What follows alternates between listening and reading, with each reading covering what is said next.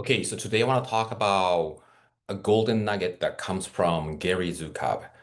And Gary Zukav is the author of Seed of the Soul. And apparently he's Oprah's favorite spiritual teacher. And I love his book, Seed of the Soul. I also love his book, Universal Human, if you have not read his book. I think the Universal Human came out during pandemic, and it's a very interesting book. But one of the things, I mean, Seed of the Soul, by the way, is intention.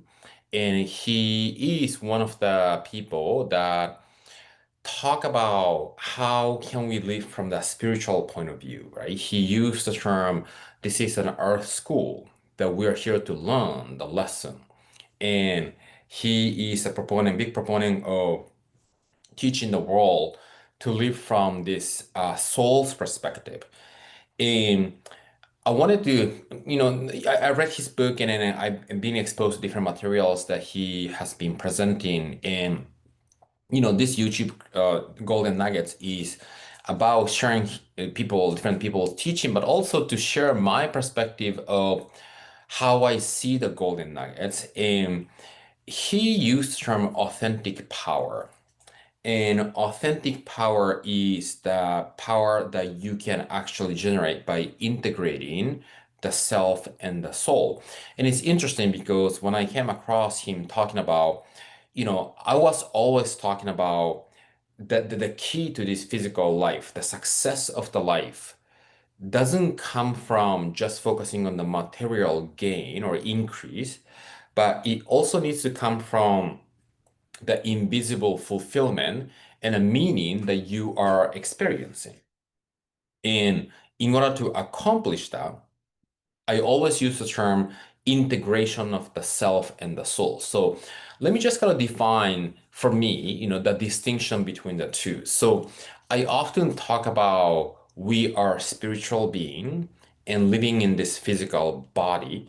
And then we have this psycho-emotional plane, the tool, the mind that we use. We can think, we can feel and emote, and we can believe about something, right?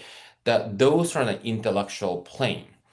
In the concept of you, right, whatever the role that you're playing in the world, or the role that you subconsciously assume, because let's say if you had a child, you are a mother, right? So inevitably you cannot not be a mother if you have a child. So you have a concept, an idea of you, how you see yourself, who you think you are, who you feel you are. That is what I call the self. But the soul, the fundamental you, the soul, has nothing to do with any concept, because the self is being shaped by being in the world and being in this contextual field. So we are relational creature. So you cannot not be anybody without the existence of others, right? So right now I'm speaking, so I'm presenting, but the role as a presenter cannot be born without the receiver, the audience, right? So then you're the receiver, whatever you're watching, listening to, you're the audience, and then now you're playing the role of audience that might not be consciously, but subconsciously, but you are being created and being shaped as the role of audience by forming this relationship and interaction. So when we are living in this physical world where 9 billion people live, you have an interaction, you have a context, you're relational, and then based on that you start creating an underlying assumption of who you feel yourself to be in this world. All those layers are the layers of the self, which has nothing to do with the fundamental soul you, the essential you of who you truly are. Because who you are, let's say if who you are is awareness or soul, the spiritual being doesn't have any concept, right? Now I say soul, right? That the moment I use words, I'm conceptualizing who you are. I mean, if I say who you are, that's another word's conception. So because we are using words as a way to exchange information, then I cannot not conceptualize who you are as long as I am using words to identify, right? Identification is conception, so we cannot get away from it, basically. But then who you are is you are. Who I am is I am, right? There's nothing that comes after. The moment we create something after, we become some sort of concept. So that no name, nobody is who you are.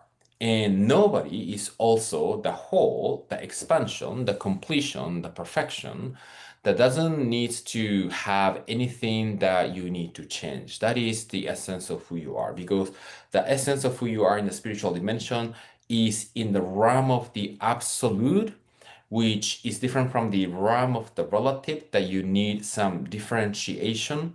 So the soul you is full.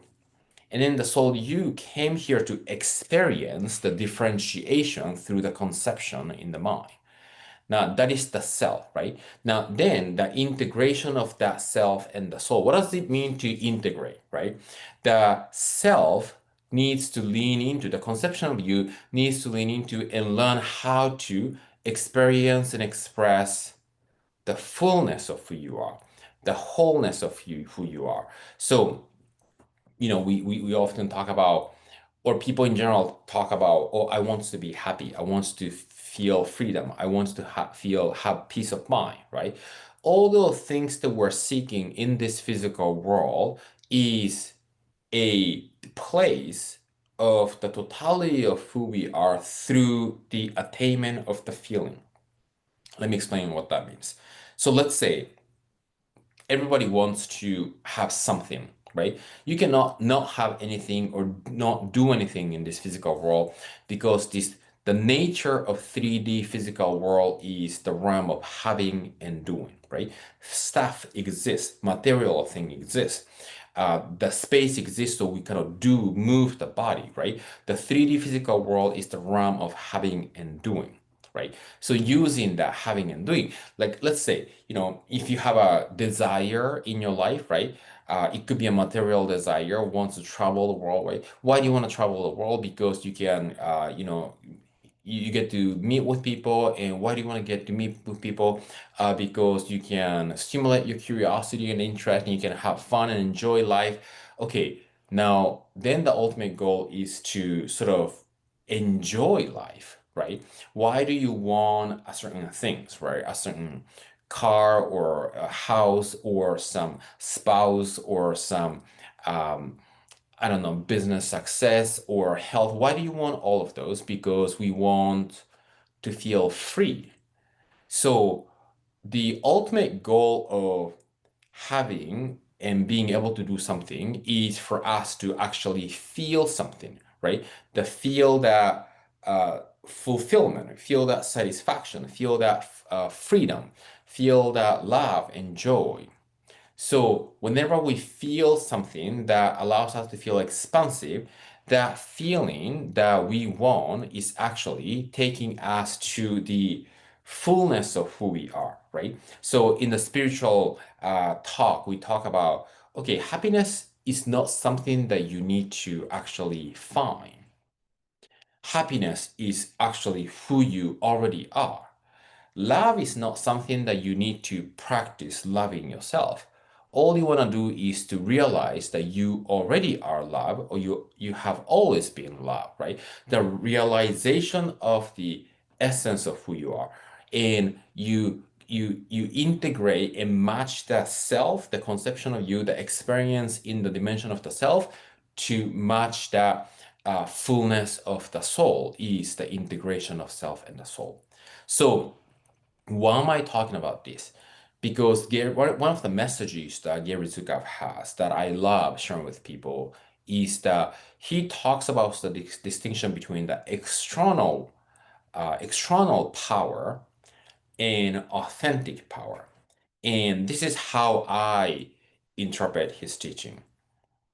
Whenever you want to feel or acquire the powerfulness to be able to feel superior than the other, or to from the motivation of fear, That person might not be aware that that person is operating on fear, but because we are all one and there's no separation, but the separation is just a result of the illusion of the mind. If you are there and if I'm here and if I want to be powerful to be able to be powerful, I want to push you down. Those are the action and the behavior based on the assumption of separation, right? Then that is called external power because fundamentally that powerfulness is coming from the idea of fear. But the idea of love, which is the opposite of fear, when the power is generated through the idea of love, he calls it um, authentic power. So this idea comes from this fundamental assumption that we are all one, right? So then you wanna create that unity. You wanna create that. You wanna be inspired by others, right?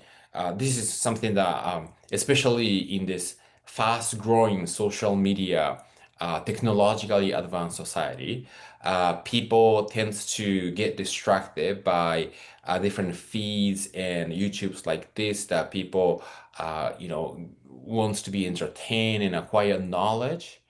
And then there is this sort of idea of comparison that people make in their mind.